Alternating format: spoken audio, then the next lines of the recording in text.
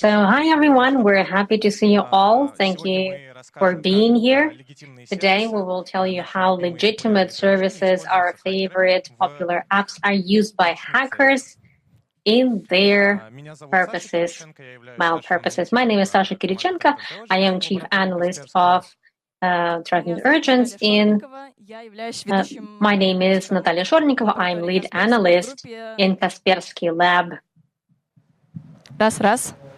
Раз, два. Oh, 1, 2, 3. 1, 2, 3. Natalia's microphone is not working well. So this is Natalia. She is lead analyst in cyber intelligence team in the lab. So today we prepared a speech for you.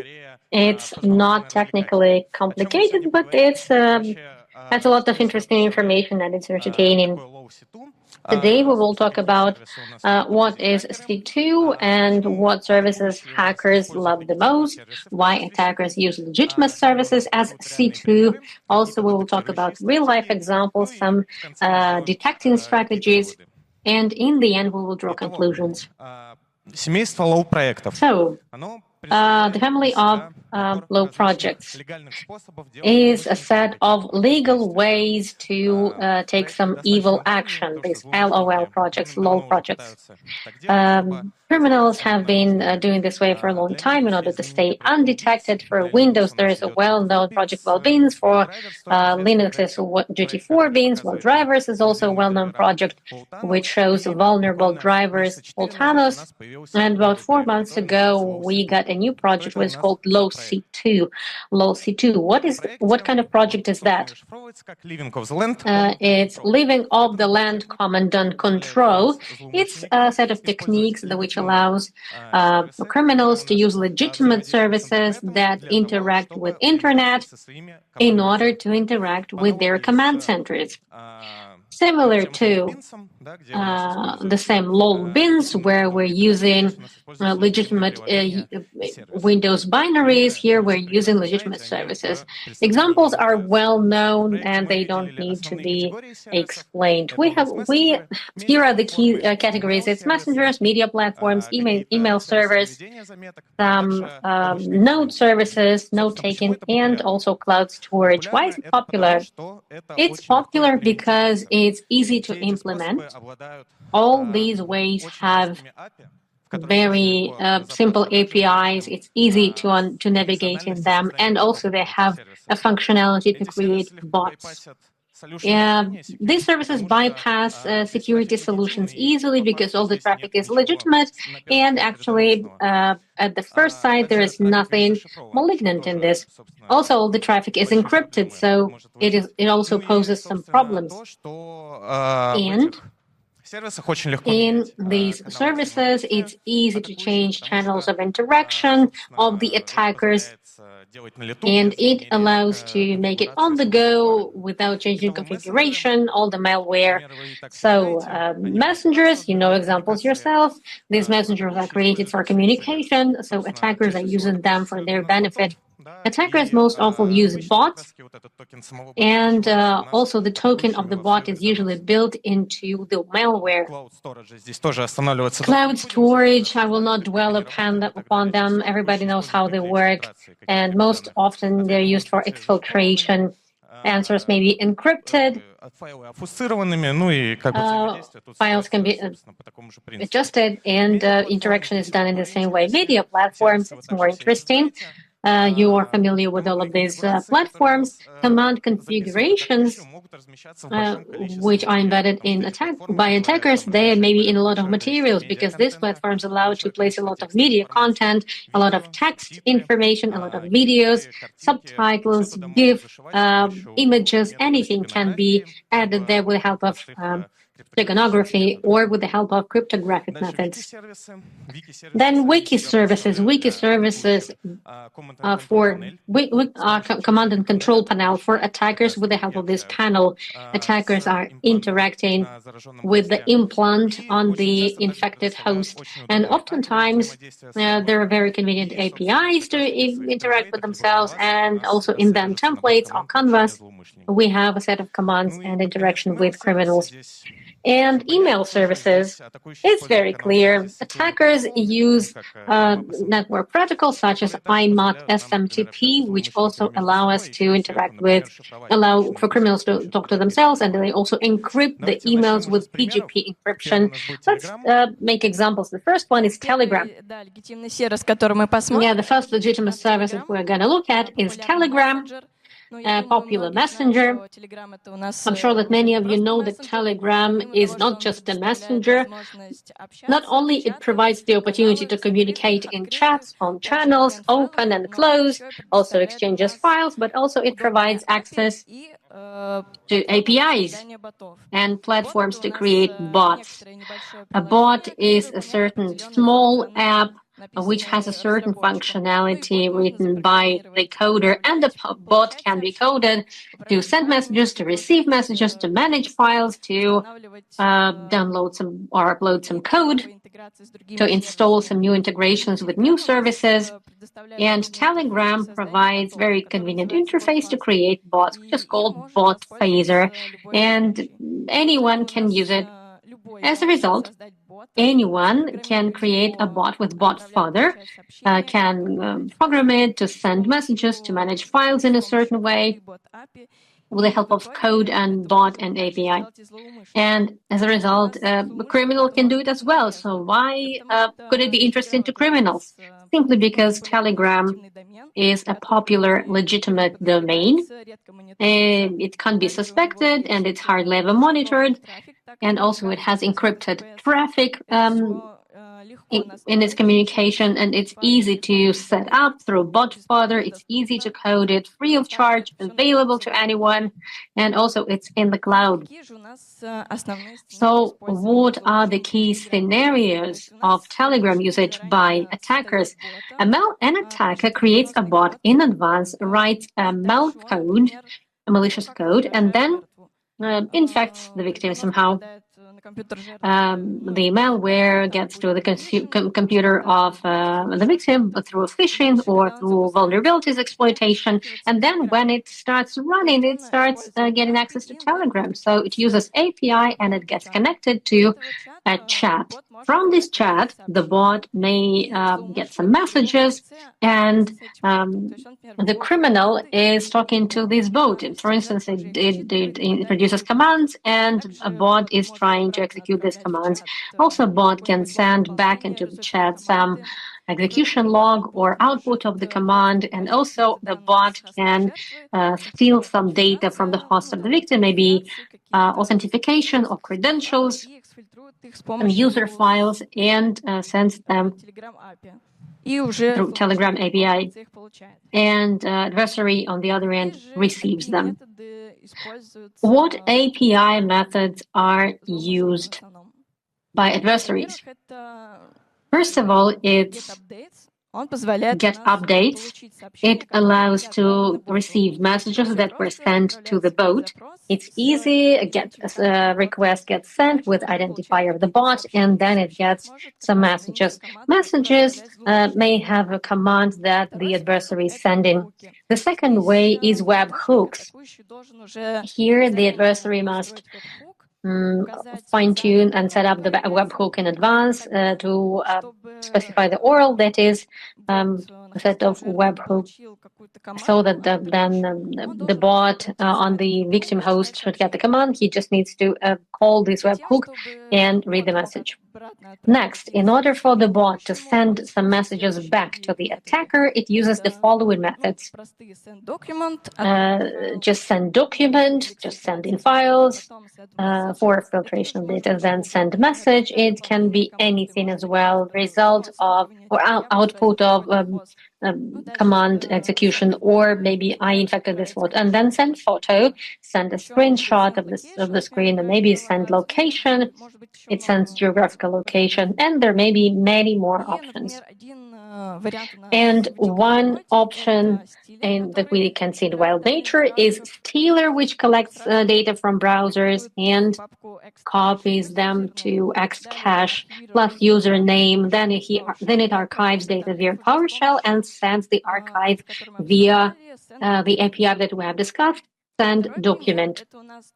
The second example is a Telebot Stealer as well. It collects data from Steam and Telegram, and it looks for some files and also interacts with Telegram C2. So, for instance, it finds some data, for instance, Telegram data, and sends it to the chat reporting that I found this data. You can see it on the screen, and then it just exfilters these documents through send documents. Also, how can we detect this activity? Well, detecting this activity is quite easy. The principle is straightforward. We look at all the sources where there could be events related to network activity. We look at URL of Telegram AP and domain of AP Telegram, maybe any sources proxy, NGFW, Samsung, Sysmon, EDR, and DNS in the attempt to resolve.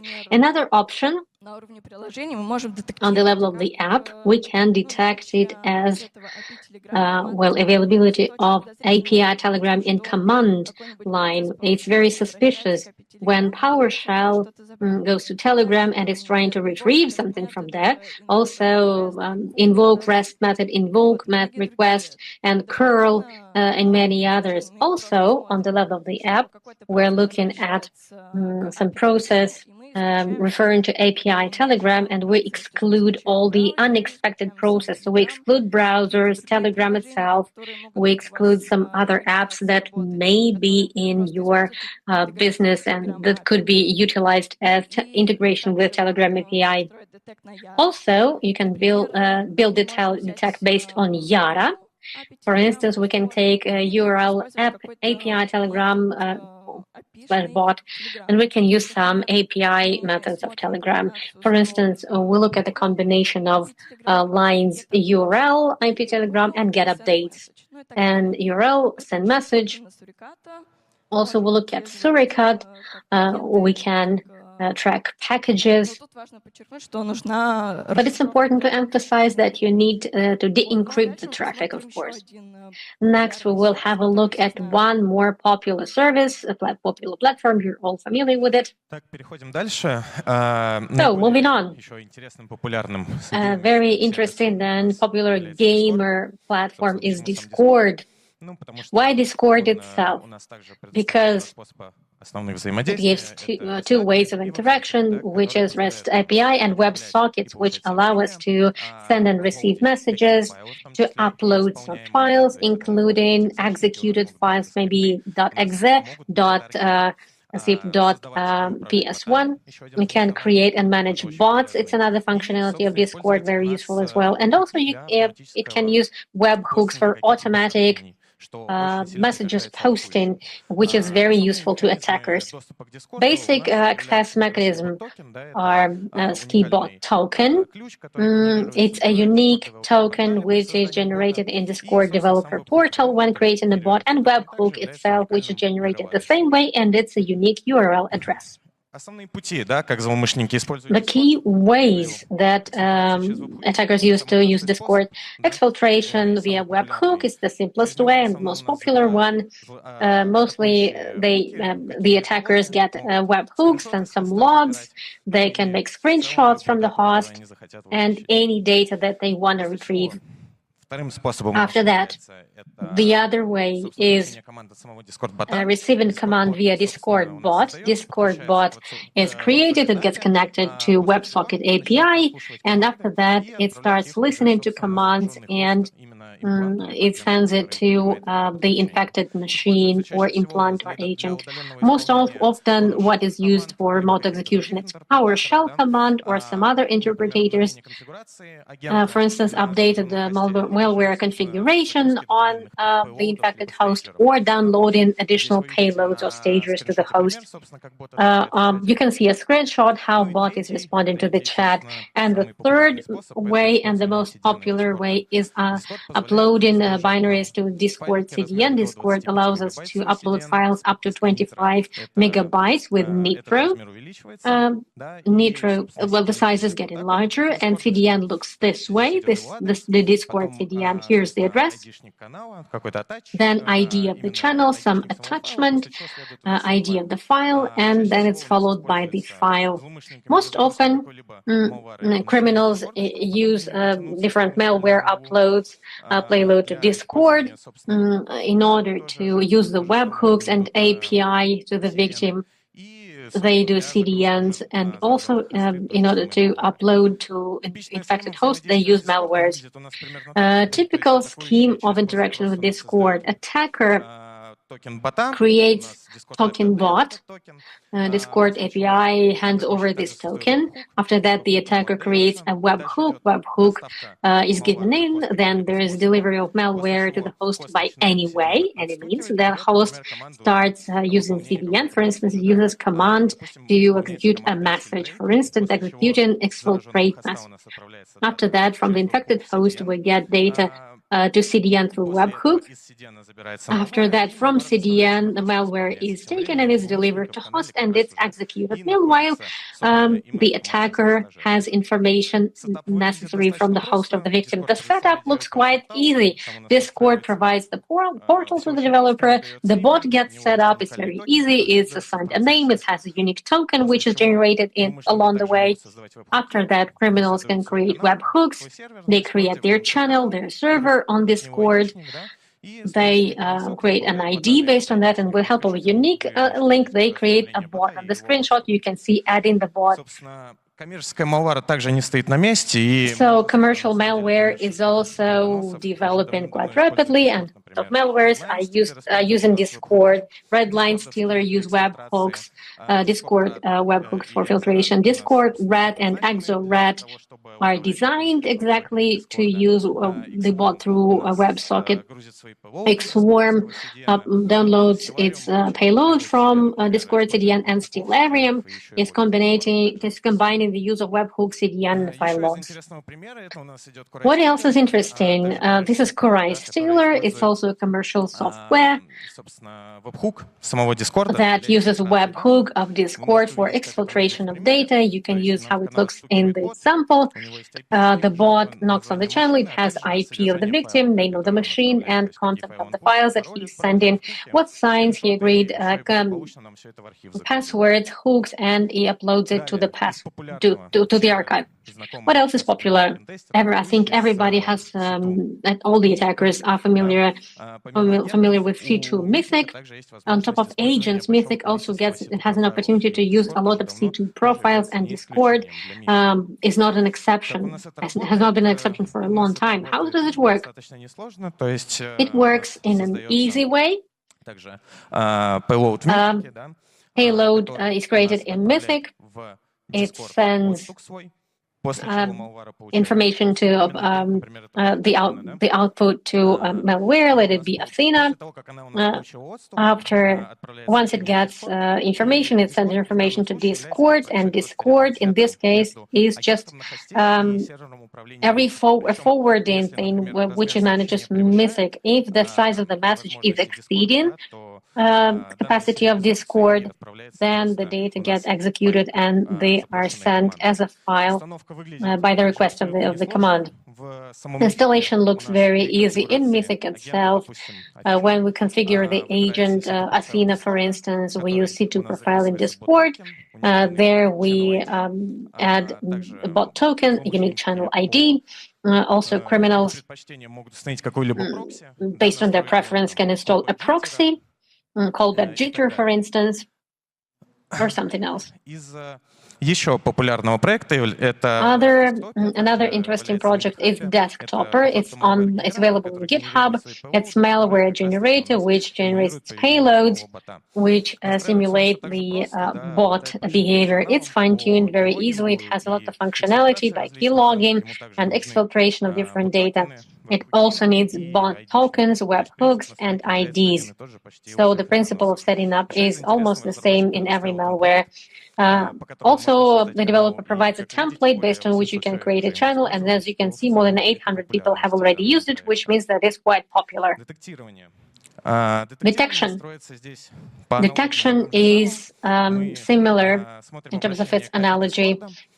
We look at API Discord requests and CDN Discord, and we pay attention to indicators. We pay attention to SNIs.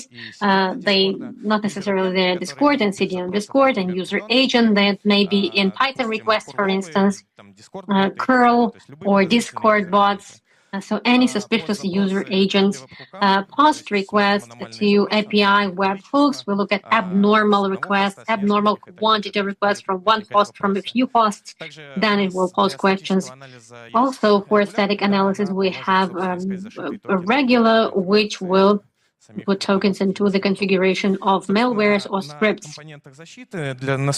Components of defense. On Suricata, we can write a combination using webhook, CDN, and suspicious user agent. On NetFlow proxy, we can see traffic which goes not from official Discord app or from official Discord website. On EDR, we can look for any behavior activities which will indicate start of some shells or request of Discord, getting commands, execution of commands, etc. Some post requests, some big uploads from hosts. And on CM, we will just combine all of these telemetry, DNS, and point solutions, as Sysmon, for instance, network, Discord, shell, etc. Let's move on. Next, we will have a look at one more legitimate service, another popular app for communication. It's Slack. Slack, on top of communication, also offers a convenient API and webhooks. API is used to interact with Slack. We can easily set up integration in your account, in your developer account. Also, webhooks can be easily pre-configured. We can create a webhook Slack. Let's have a look at the key APIs of Slack that criminals can use. The key ones, for instance, send a message to the chat or to the channel and get and receive a message from the channel. It's a post request, send a message to post request, and to get it, it's get request, conversation histories with the limit and offset so that you can read some lost messages, and also get request conversations replies in order to get replies to a certain message in the chat. The second way is webhooks. Slack webhook, as you can see on the screen, is the following URL is hook, Slack services, etc., and then its ID. Also, Slack hook is used to send the message back to the channel. In this case, it's done a little bit differently versus Telegram. Here, bot on the host of the victims uses a Slack hook in order to send the message back to the channel, and a few real-life examples. For instance, Brute Rattle also supports integration with Slack. Also, Brute Rattle also, as we said, supports Discord and Microsoft Teams. So it's an inbuilt function of C2 channel with Brute Rattle. Another example is PyAI. It's an open source software or malware which makes screenshots of the screen of the victim and sends them to Slack. With the help of GPT, it summarizes these screenshots. As a result, criminal gets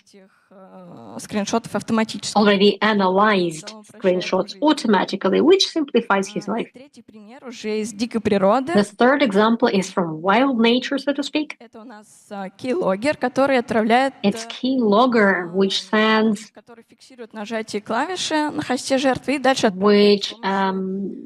sends keyboard inputs and sends them with Slack webhooks.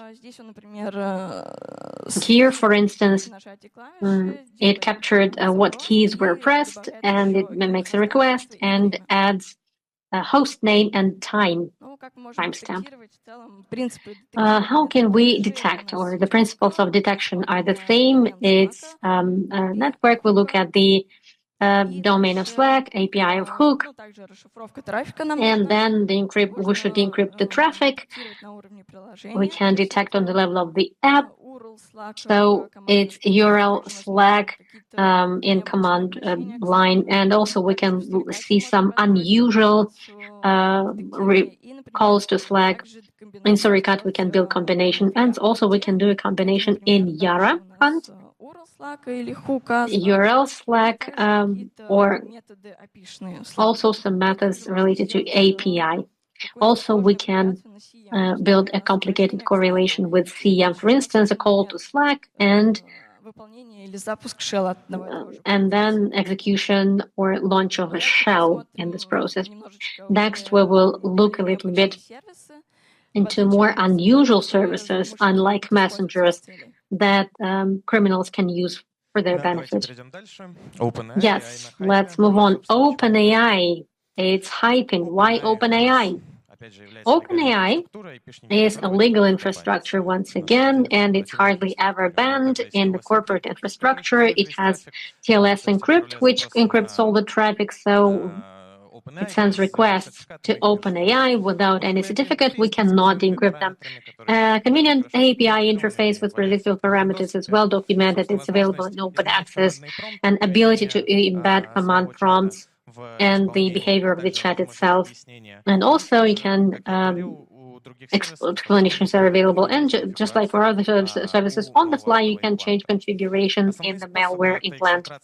Key ways, it's exfiltration of data through OpenAI. OpenAI also has a set of API functions which allow to download or upload or update files from OpenAI, and malwares use these APIs, and it interacts with itself, and having one token or one account, the same chat, we can upload devices into the same chat and download them from the other device. Then OpenAI has its CDN, which allows to upload something or download something from it. Usually it's C2. C2 places an implant into CDN. As a link to this CDN gets created, then agent gets a malware implant, runs it, and then the necessary information is exfiltrated into the channel of the victim. Moving on. What else could be seen in real life on Git? What the thing that has not been banned yet? It's RedChat PT. It consists of 3 agents. It's agent, a cross-platform agent, which is written on Go, and it can be launched in Windows and Linux. A handler, actually, it's just a web agent which manages communication. The window of the chat, and it reflects commands, and the OpenAI API, which is connecting agent and handler between themselves. If we simplify it, then we have a certain set of APIs which allow us to take these actions with files. Also, we add, the agent gets added also, then it reaches out to handler and waits for a response. Handler starts listening, and it's waiting for some requests from the agent. All the files, with the help of OpenAI API using legitimate channel, are transferred to the team. They get encrypted, and this way they're communicating. Detections. Get requests, OpenAI, OpenAI API, CDN of OpenAI, also some header for signature, and a certain SCARP prefix. It's OpenAI secret, For old APIs, it will be sk dash, and for new accounts, it's not generated, it will be sk proj dash, and by these patterns, you can catch and detect some encrypted configured files which have this token or something else. Also on DNS, we can do this. On DNS, we can track this OpenAI and from browsers. Sysmon, we track host activity from any suspicious app and network connection and anything that's suspicious. Actually, OpenAI to explore this connection is suspicious.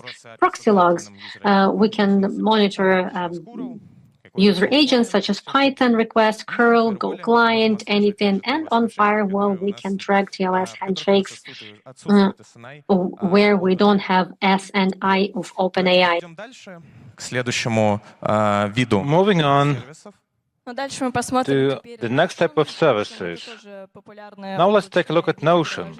Notion is another popular wiki-like application, offering integrations with other services. It also has an API. Why Notion? It's a wiki-type application helping you make notes, track tasks, edit them in real time. It offers integration with various services via API, and attackers may use that for their purposes. It is a legitimate and very popular domain, which is normally not causing suspicion. And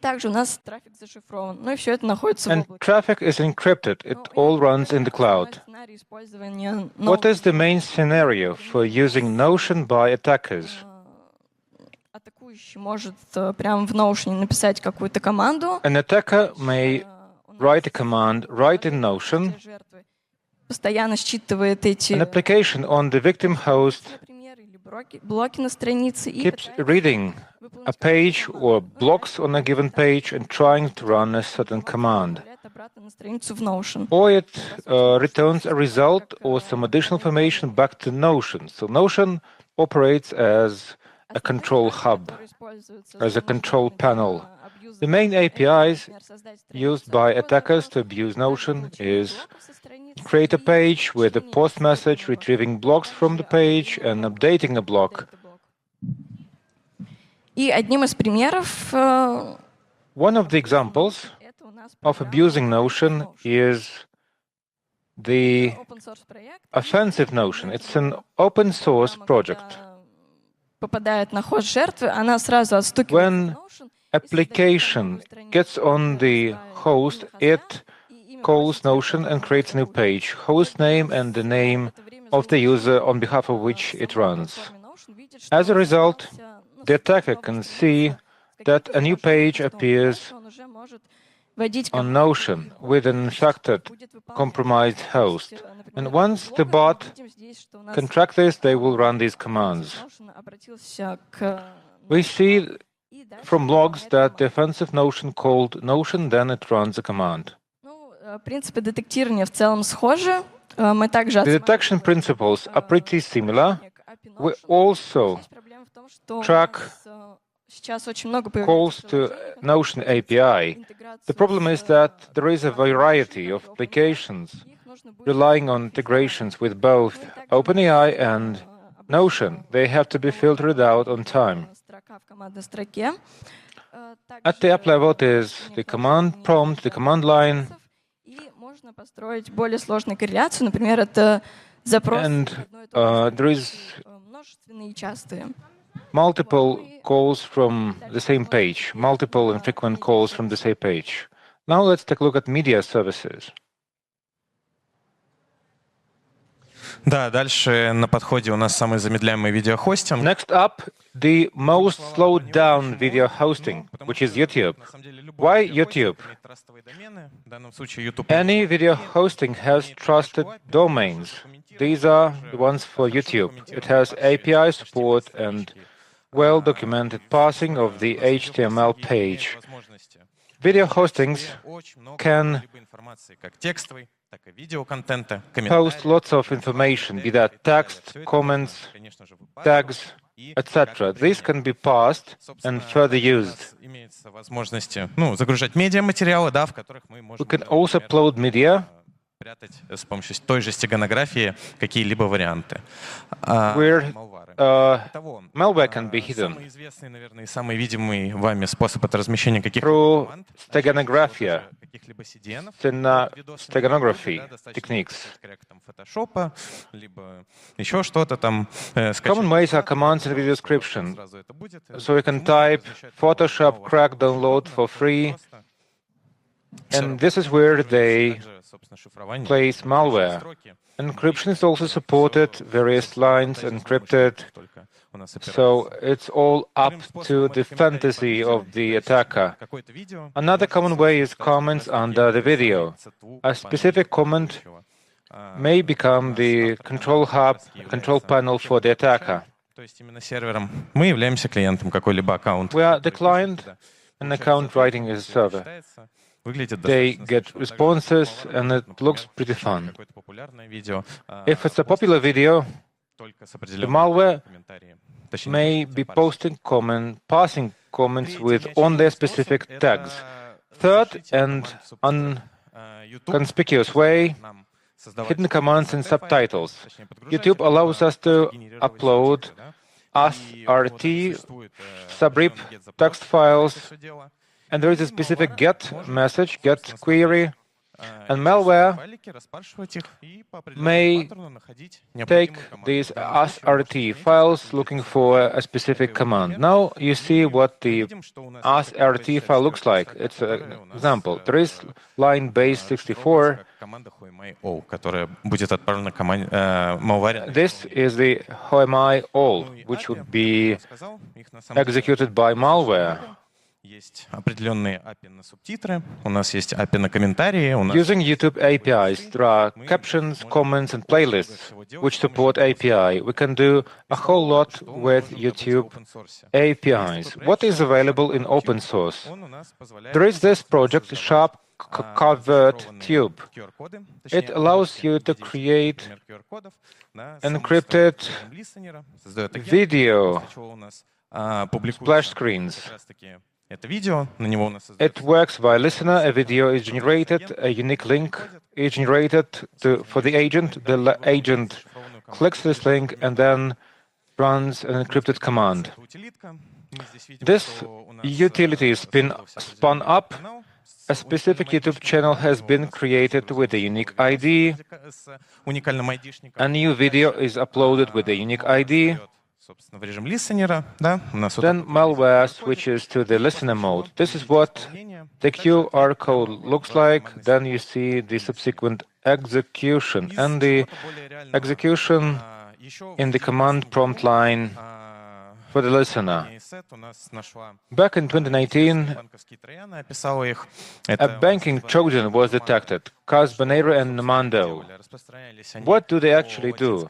They were distributed across Latin American countries and Mexico with various types of clickjacking pop-up windows. They tricked people into typing sensitive data. They collected sensitive data from victims. To communicate with a command server, the attackers would create harmless YouTube channels with culinary recipes, like the case is. Then it included a link to Facebook. Then the dropper came into action with unique drop service. The same applies to the Nimando Trojan. They would publish an unlisted video, and the malware then followed this link. And the name contained the unique IP addresses of the attackers. The attackers could update when required, at any time. A similar technique is JennyCap by Deathstalker APT. These were archives with an LNK. Then the infection chain was initiated, and that drop resolver, DDR technique, was used. This is for obtaining C2 addresses. It would refer to a given video, taking the required descriptors, decrypting them, and getting the relevant configurations. How is this detected? YouTube has a huge number of URLs we would want to keep track of. We can also track based on anomalies. We would want to track requests to YouTube from non-browsers, which is weird, right? Frequent gets to the same video, regular gets to the same video, which is a pretty good anomaly, worthy of attention. Requests to API queries to subtitles, but whoever calls subtitles via API, this is one of the ways. And again, requests with explicitly automatic headers, Python request, curl, etc. Moving on to Spotify, this is yet another popular media service, pretty popular and something that you love. This is an online media player. Spotify also offers APIs, which are likely to be used by attackers. This is also a legitimate domain. No one would suspect it. It has encrypted traffic, easy access for developers, and it's all running in the cloud. What APIs of Spotify are used? It's pretty simple. Attackers may use playlist tracks, their descriptions, album descriptions, some metadata for tracks. All these can be called via API through GET and POST messages. Here is a GET for a playlist and a GET for playlist tracks, as well as POST messages. И плейлисты. Ну, естественно, злоумышленники в плейлистах и треках, названиях треках могут зашифровать команду. Attackers may encrypt a given command or encrypted payload in their tracks. For instance, there is this backdoor. It runs on the victim host and then calls Spotify, referring to one of the attacker's playlists. They take a command which is made up by the first initial letters of a playlist. It calls Spotify and then runs the whoami command. For details, please check our blog. Detection methods are the same. We're not going to elaborate on these further. Let's take a look at another service, Python Anywhere. It's also a cloud service for storage and execution of Python applications in the cloud. We have a few examples in the wild. A type of malware submits a GET message with the username under which it is running and the host name. Another example is exfiltration. Here, the malware sample, where some ransomware stole some data, and through the upload method, post upload, send some stolen data. Now let's refer to recommendations and practical recommendations. These are just a few small recommendations. Please implement zero trust policies towards such services. Please note various APIs. Only add to allowed lists.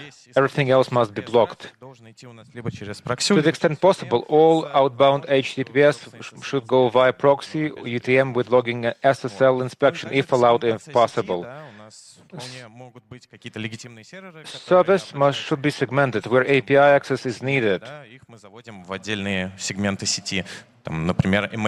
Devices should be allocated to an independent segment, like ML AI. This is summary for recommendation across services. Check their CDNs. Be on the lookout for suspicious APIs. Block what is not used under your infrastructure. Conclusions and takeaway messages. There is an increase of exploit in trusted services like Slack, Discord, Telegram 4C2 every year. attackers add the commercial malware and feed them with more interaction tools. Normally, all traffic from such platforms is encrypted. Therefore, decryption would be hindered on our side. API and webhooks are key components for automation, data exfiltration, and control of an infected host. Usually, network defenses overlook traffic to these services, which must be monitored.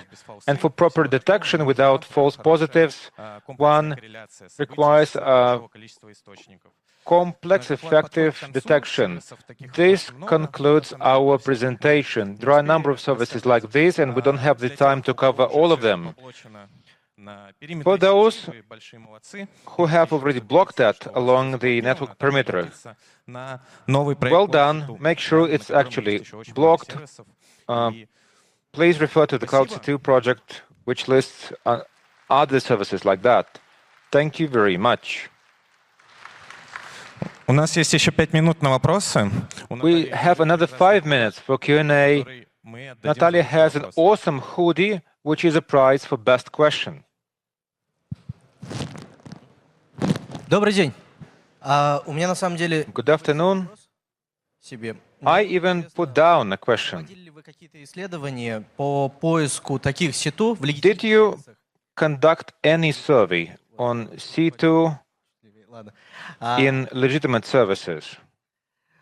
Да, я вижу. То есть по поиску таких C2 не только по сетевому признаку, то есть по сетевому признаку это достаточно... C2 must be tracked not only on Если, допустим, у бизнеса это критичный вариант... false on the network activity principle. There are a variety of legitimate services, and we come up with lots of examples. Are there any generic approaches to the body and the content, the headers which are frequently used by various types of malware? Which other attributes could be used for correlation rules or detection rules? Thank you. Thank you for your question. I see. As far as I know, no specific survey was conducted regarding legitimate services. We would normally run Cobalt, Mythic, Botnetel, etc. On Shodan and Sinsu they can be written. There are specific projects on GitHub which are updated with commits on real time. What are the other ways to do it? I believe the ones we mentioned are pretty sufficient. Overall, this kind of activity is very hard to detect, because anything which is associated with legitimate activity is something that requires a whole lot of additional analytics or telemetry, where we can establish correlation rules or anomaly detection criteria. Regarding regular hack tools detection methods, will they apply to C2 for further aggregation? Didn't you consider these? It's not quite so. Most likely, why would we look for legitimate service of Discord? We must know what kind of malware is using that. Based on network activity, user agents, specific signatures, GR3, we can detect similar fingerprints and detect such alerts. If you use GR3, it can be something similar to TI feeds. Is that right? So you can use some additional TI feeds for the ones already served. Yes, you can use additional indicators and enriched events. Any fingerprints can be used. Ребята, здравствуйте. Вот микрофон мне дали. Hi guys, I have the mic now. My name is Vladislav. I have a couple of questions. First, on cloud-based C2, you describe tools used largely like Discord and others, but I know that cloud platforms are used for a variety of hacker attacks. Could you please elaborate on this, or probably you can come up with specific cases and which hacker groups use them? I'll respond one by one. Natalia, over to you. On Cloud Ones, we don't see them in the wild frequently. Normally it's Discord, Telegram, and Slack. And for Cloud Ones, it's much less frequent. The WebDAV protocol is used. For instance, it was used by Chinese APT attackers. They can infect Yandex Clouds or Google Apps, and as a C2, as a web apps, it is used for distribution inside the infrastructure. Haven't you encountered these yet? Referring to Yandex Cloud, GitHub, Google.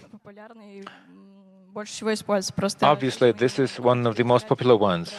And in this context, we wanted to cover more specific, unusual services like Notion. I have another question on TI. As I understand,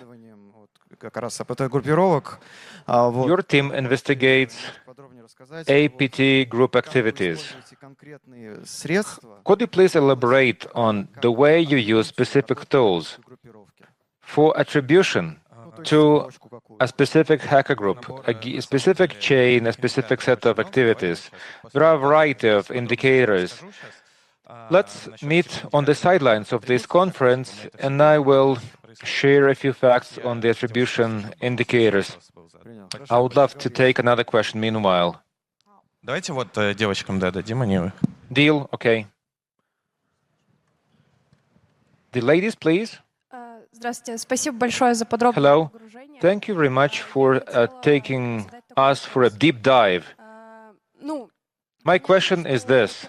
Вот этих всех инструментов, которые, It's clear that blocking all these tools that may allow attackers to establish a C2 server is not a silver bullet. Obviously, attackers might have workarounds to bypass blocks. Probably you remember a case where steganography was used, or any other ways to bypass blocks. Answer: we don't encounter such cases frequently, like steganography. Normally, APT groups like that, because normally they are financially motivated. They wouldn't care about developing such hard-to-detect approaches. Normally, they wouldn't use these. Most attackers would just use cloud storage for data exfiltration. A silver bullet would be to ban all cloud storage along the perimeter and just use a company corporate cloud box.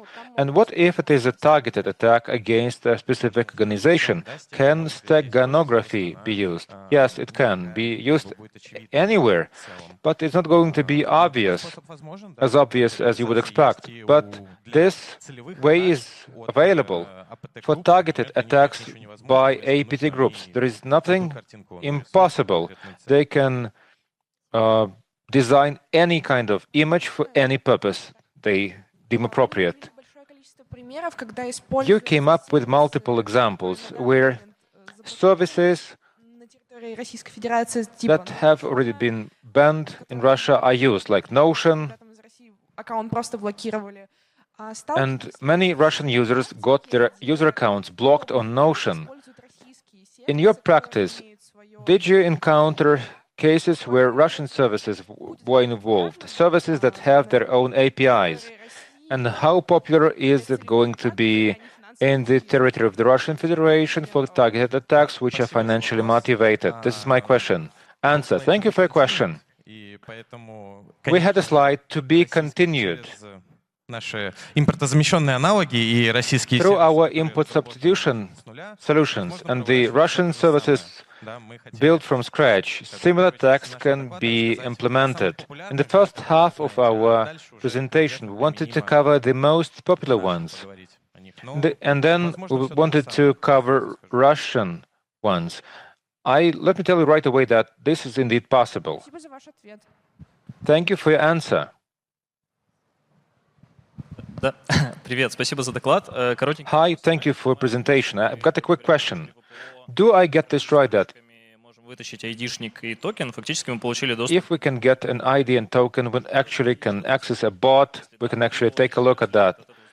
If so, do attackers somehow protect themselves against that? Do they encrypt the implants?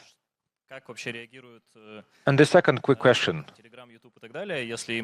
How do Telegram and YouTube respond when you report such an incident? Probably you have any experience. Answer. Normally agents are obfuscated. The config is not easily available, so you cannot grab tokens right away. Discord and YouTube and other services, when you report suspicious activity, they respond and block such communication. I made a reference to the Kaspersky secure list and that by ESET. Following reports submitted to YouTube, this has been proven as malware and entire channels were blocked. So they're pretty responsive. Thank you. Thank you very much for your contribution. I'm right here. Для мгновенного алерта, либо это больше в рамках трек-хантинга, поиск таких... Is this rather about track hunting? Много ли, насколько фалсов может быть? How many false positives should you expect? Answer. If this is continuous operation, if this activity is propagated, there will be lots of false positives.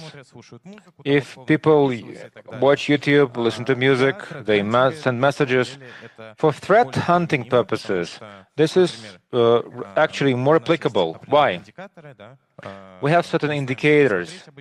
We know where to look at for threat hunting. Okay, we take this segment right here and we start digging. We detected a connection established. We have the server telemetry, we have the network telemetry. It should be applicable both ways, but when monitoring this on a large scale, you'll have to deal with lots of FPs. If it's massive, you'll have to establish more complex correlation. It will not be a call to a given domain, which is legitimate, but rather we know that there is one service that might get abused frequently. Probably shell is launched by the same process multiple times. This is a way to increase the alert criticality, to avoid such false positives. Thank you. Мне кажется, мы уже не успеваем.